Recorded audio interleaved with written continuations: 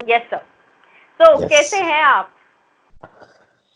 बस यार, कोरोना यार कोविड ने जैसा रखा वैसे ही है हम। तो अब तो ये सवाल भी थोड़ा पुराना हो चुका है, पर फिर भी पूछना पड़ेगा कि लॉकडाउन कैसा चल रहा है?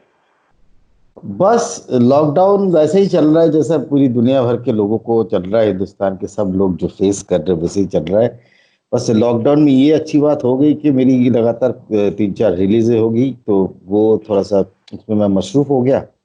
और बस अभी यही देखो कितना स्ट्रगल किया, मतलब सुबह से मैं स्ट्रगल कर रहा हूँ। एक मेरी 3 बजे एक और एक मीटिंग थी,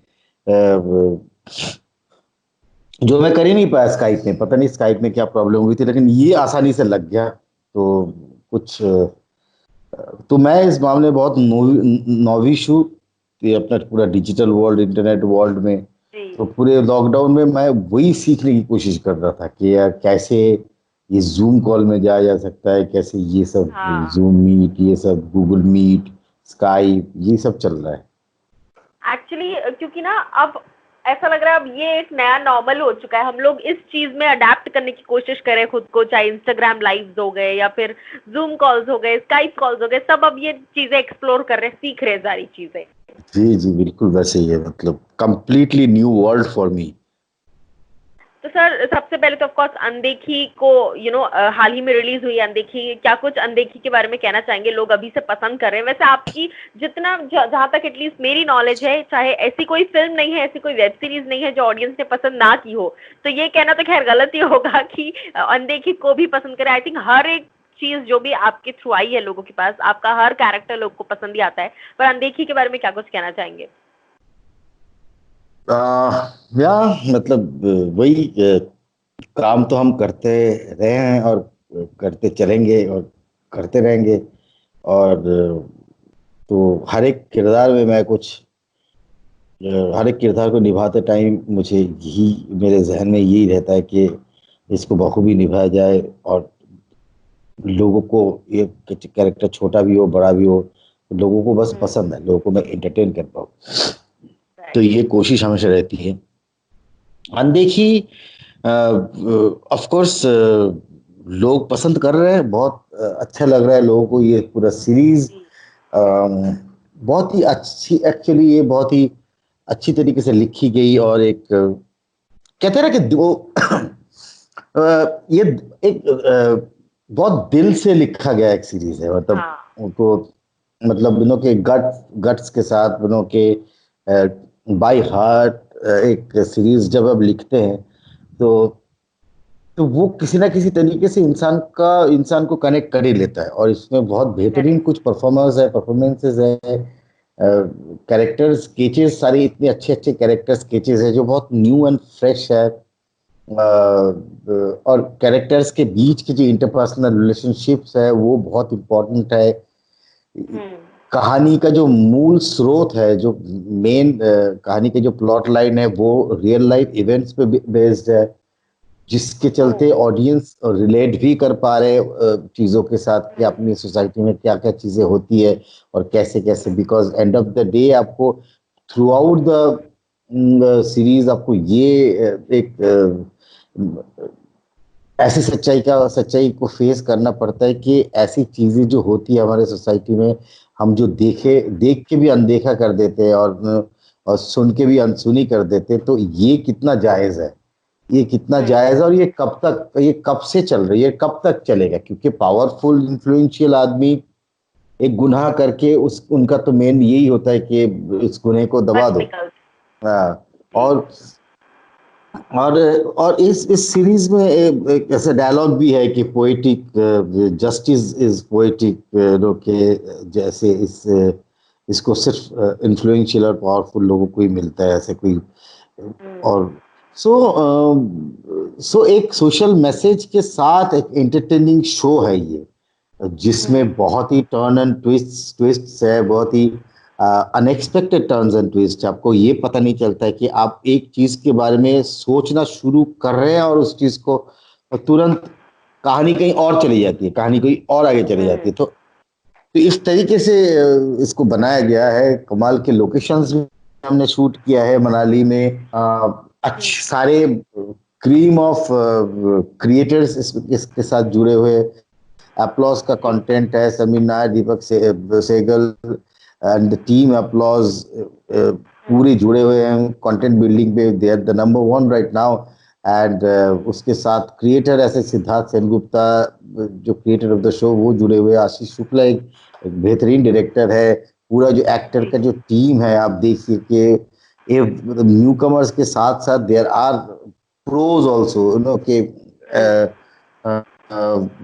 तो और डायलॉग्स डायलॉग्स भी screen play dialogues Umesh Padulkar, Mahendra Pratap Singh की सॉफ्ट स्टोरी, वरुण बटोला ने डायलॉग्स लिखे। तो इट्स लाइक नो के एक एक कंप्लीट अच्छा एक ensemble है जो कि कंप्लीट जो कि बहुत अच्छी तरीके से वर्क कर गया और लोगों को बहुत पसंद आ रहा है। And so so I am glad that लोगों को ये चीज पसंद आ रही है। और it's so beautiful, it's so overwhelming the appreciations of the comments जो कुछ भी आ रहा है ट्विटर में, इंस्टा में, यू नो फेसबुक में, personal phone, personal messages, very overwhelming, very overwhelming. मतलब मैं तो इतने एक्सपेक्ट भी नहीं किया था कि इतना कुछ इतना लोगों को अच्छा लगेगा।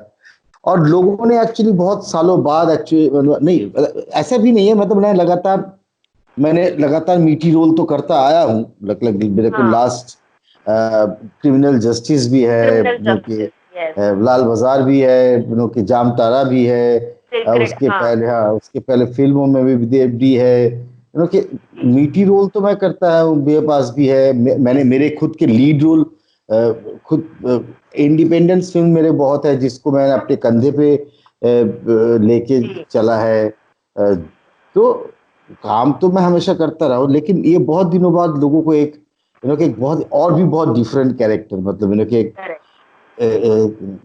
एक्चुअली ही is the main hope of the whole show. तो जब भी डीएसपी वरुण घोष आपको सीन में मिलता है और आपको सीरीज में मिलता है, तभी आपके अंदर एक होप पैदा होता है, एक आशा जागृत होती है कि यार ये आदमी जो है ठीक है, ये आदमी इस करप्ट माहौल में एक ही आदमी ठीक है, ये आदमी जो है ये अपना इंसाफ हीरो है, दिलाकर। या अपने हीरो ये इंसाफ दिलाएगा।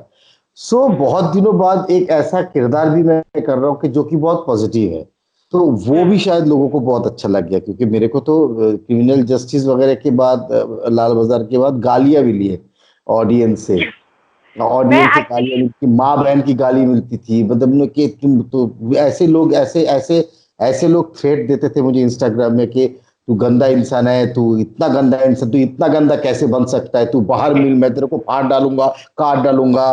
तो तो अब मैं उन लोगों को ये बोलना चाहता हूँ कि भाई अब मैं कलाकार हूँ, मतलब अब देखो। मैं किरदार निभाता हूँ, तो अब जाके तो देखो, अब तो मैं अच्छा इंसान हूँ। एग्जैक्टली। तो करेक्ट। ये एक्चुअली ऑडियंस एक ऐसी, मतलब ऑडियंस चीजों को बहुत दिल में लगा लेते हैं ना, दिल में लगा ली। तो दिल पे लगा लेते, तो अच्छा इंसान है तो अच्छा इंसान है, बुरा इंसान तो बहुत बुरा इंसान है। तो उस टाइप की पर बात है। ये चीजें सर, जैसे ये चीजें ना बहुत पहले हुआ करती थी, लोग समझते नहीं थे, लोगों को लगता था अगर फिल्म में बारिश दिखा रहे हैं तो मतलब रियल में बारिश हो रही होगी, ऐसे सोचते हैं लोग। अब तो खैर अब इतनी एडवांस हो गई ये चीजें, अभी भी अगर लोग मैसेज कर रहे हैं तो मतलब कहीं ना कहीं आपकी एक्टिंग में इतनी ज्यादा रियलिटी है। बिकॉज मुझे याद है अभी लॉकडाउन चल रहा था, हम सारी वेब सीरीज खंगाल रहे हैं, सभी वेब सीरीज देख रहे थे। तो मैंने अभी आई थिंक 2 हफ्ते पहले क्रिमिनल जस्टिस खत्म किया है। एंड आई रिमेम्बर, मुझे आपको जब भी मैं देखती थी ना आपके कैरेक्टर में, इतनी चिढ़ मचती थी, इतना गुस्सा आता था कि क्या है भाई, तुमको क्या प्रॉब्लम है, वो अगर शांति से रहना चाहते हैं जेल में तो क्यों नहीं रहने दे रहा तू। मेरे को इतना गुस्सा आता था देख के। तो उसी से पता चल जाता है कि आपने कितनी सक्सेसफुली और क्रिमिनल जस्टिस में आपने अपने कैरेक्टर को बड़ी बखूबी जस्टिफाई किया है, तभी इतना मुझे चिढ़ मचती थी देख के। इनफैक्ट हर किसी को आई थिंक। तो वो देखकर ऐसा यकीन हो जाता है, मतलब आपको भी ऐसा लगता होगा कि लोग इतनी नफरत कर रहे हैं। नफरत अगर विलेन को मिल रही है, इसका मतलब ये है कि उसने अपना काम बिल्कुल बखूबी तरीके से किया है, जो कि आपने किया है।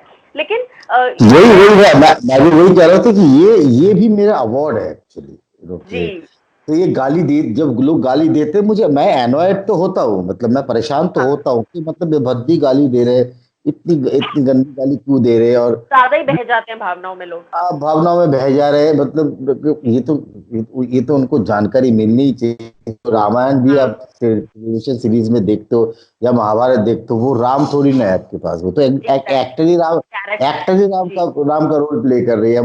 लेकिन ये आइडेंटिफिकेशन ही हमारे मतलब इसीलिए तो सिनेमा है, करेक्ट।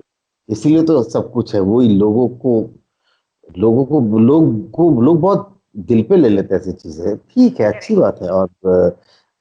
और जैसे दैट्स हाँ। आपके अभी तक आपके जितने भी कैरेक्टर्स रहे हैं, चाहे आप डीएफडी की बात कर लीजिए, सीक्रेट गेम्स की बात कर लीजिए, या फिर क्रिमिनल जस्टिस की बात कर लीजिए, आपका पर्सनल फेवरेट कौन सा है? वैसे ये पूछना थोड़ा सा नाइंसाफी होगा, क्योंकि सारे आपने किए तो हाँ अच्छा, हाँ तो हर हाँ। अपना खुद का काम अच्छा लगता ही है इंसान को, लेकिन राइट राइट। पर्सनली ऐसा कौन सा रोल था जो आपको बहुत ज्यादा चैलेंजिंग लगा हो करना, कि ये थोड़ा मतलब है, मुश्किल है, टफ काम है, मैं करूंगा लेकिन।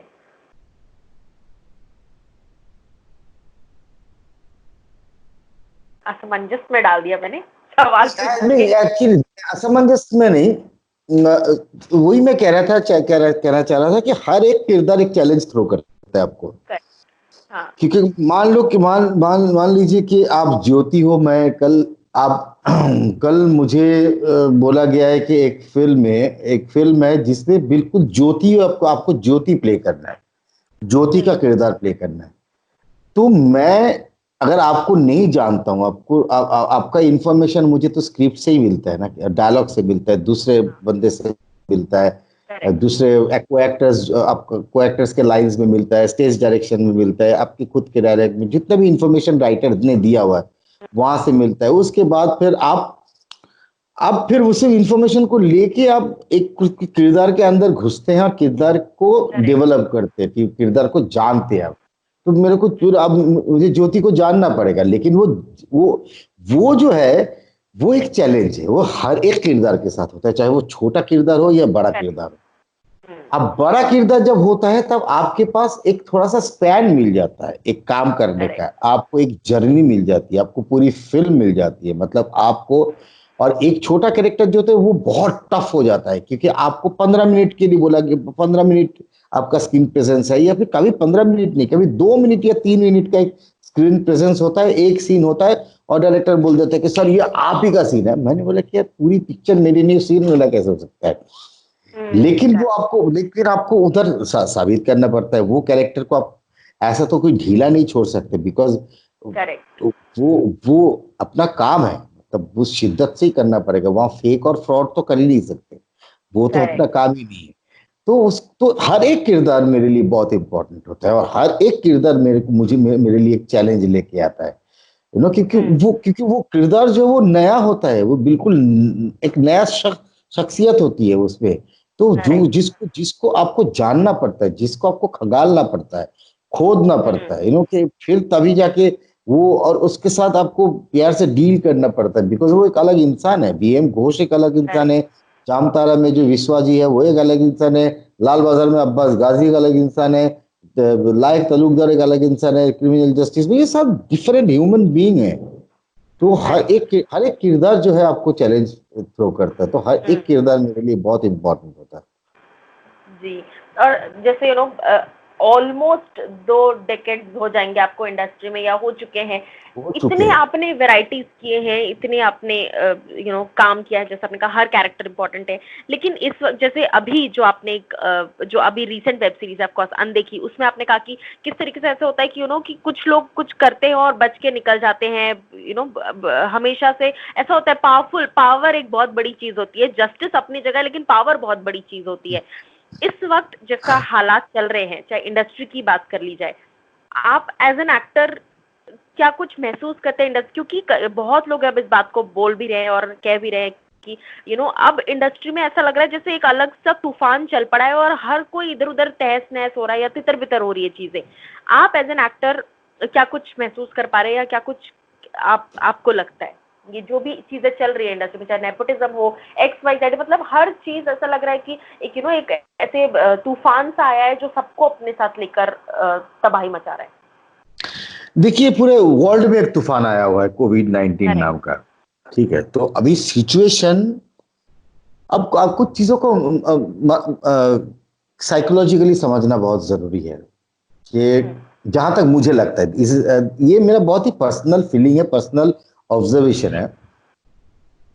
क्योंकि एक्सक्यूज मी, क्योंकि बहुत बुरा वक्त है ग्लोबली, इतने लोग बीमार है, इतने लोगों की मौत हो चुकी है वर्ल्ड में, सारी चीजें आप देखिए, मतलब एक तबाही मच चुका है, मतलब कि लोगों को किसी को ये अंदाजा भी नहीं है, मतलब कि इससे कैसे मुकाबला किया जाए, इससे कैसे लड़ा जाए। Nobody has any clue. चाहे चाहे चाहे दुनिया में जितने बड़े तावर, तो जितने बड़े बड़े देश आपका नाम लीजिए, सबका एक हाल है, सेम। तो एक ऐसा टाइम, जिस टाइम में वैसे ही लोग घर में बैठे हैं, परेशान है, मिलना नामुमकिन है, तो एक बेचैनी तो है सबके अंदर। ऊपर से ऐसी घटना घट जाती है, जब मान लीजिए कि सुशांत सिंह राजपूत जैसे कि होनहार एक एक्टर है, जो कि बहुत ही अनटाइमली डेथ है, वो भी सुसाइड, वो भी इस तरीके की डेथ है। इरफान भाई बताइए, मतलब कि मुझे तो मैं तो उनका बहुत बड़ा फैन हूँ, मतलब वो मेरे सीनियर है नेशनल स्कूल ऑफ ड्रामा से, इतना बड़ा फैन हूँ, और इतना यूनिक, इतना बेहतरीन कलाकार है, मतलब वो तो फ्लरिश कर रहे थे, और मतलब उनको तो मुझे बुढ़ा होते हुए भी देखना था, कि वो ऐसे ऐसे रोल्स और करते, तो मतलब कितना कुछ देखे जाते। सेम एज ऋषि कपूर साहब, मतलब वो तो ऋषि कपूर जी, वो तो अभी उनकी तो एक नई पारी शुरू हुई थी, कि उन्होंने उन्होंने ऐसे बेहतरीन कुछ किरदार करना, तो एक अजीबोगरीब समय नहीं लग रहा है आपको? अजीबोगरीब टाइम है, मतलब इस टाइम में कोई भी कुछ भी बोलना, मतलब कि ये जस्टिफाइड नहीं होगा। मुझे लगता है कि ये समय का फेर है, ये एक समय का फेर है, जिसमें सब कुछ मतलब उलट पलट हो रहा है, तो आगे जाके शायद इंशाल्लाह सब कुछ धरातल में आए, सब कुछ सही हो जाए, सब कुछ। देखिए, मुझे लगता है कि हर एक ऐसी चीजों में ऐसे महामारी, ऐसी चीजें जब आने के बाद हिस्ट्री में अगर हम पढ़े, तो देखा जाए कि ह्यूमन सिविलाइजेशन हमेशा बाउंस बैक तो करता ही है। तो तो मुझे लगता है कि एक बार बाउंस बैक तो करेगा, ये अच्छी तरीके से बाउंस बैक करेगा, सब कुछ फिर से आसान हो जाएगा, कि रोजमर्रा की जिंदगी में सब कुछ सुलझ जाए, कि इसी उलझन से निकल जाए हम। तो मुझे लगता है कि ये एक टाइम है, ये एक टाइम है जिस टाइम में ये सब चल रहा है, और it's just a bad phase. Bad so phase. जैसे कहते भी है कि दिस टू शैल पास, ये भी एक बुरा वक्त है जो बस एग्जैक्टली उम्मीद कर रहे लोग कि ये भी निकल जाएगा। एग्जैक्टली एग्जैक्टली पर फेज है, कहीं ये ना कहीं हाइज आपको एंड ऐसा लगता है लोज जिंदगी में जैसे होता है, ये भी एक फेज है। जी, कहीं ना कहीं आपको ऐसा लग रहा है कि इस वक्त लोग जो है, जैसे आपने कहा, साइकोलॉजिकली सोचना भी जरूरी है कि ऑलरेडी इतना कुछ चल रहा है, और उसमें एक छोटा सा, मतलब एक अगर सुई भी लगी तो गुब्बारा फट सकता है, ये वैसा एक सिचुएशन हो चुका है लोगों का। पर मतलब, और अब और मान लीजिए देयर लॉट ऑफ पेट्रोल अब चारों तरफ फैला के रखा है, एक चिंगारी काफी हो जाती है उसमें बवाल करेक्ट। मचाने के लिए।